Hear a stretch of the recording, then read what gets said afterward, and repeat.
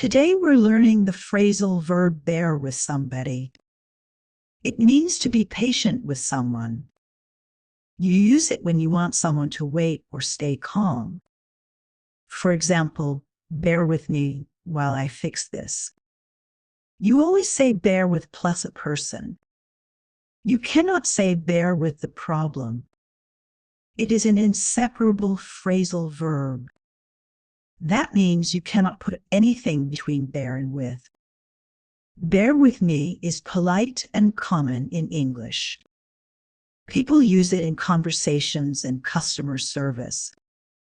For example, if a website is slow, you can say, please bear with us. It shows respect and asks for patience. Don't confuse it with put up with. Put up with means tolerate something long-term. Bear with is for short-term patience. Remember these examples. Bear with me for a moment. Could you bear with her during the explanation? Practice by asking someone to bear with you when you need time. That's all for today's lesson.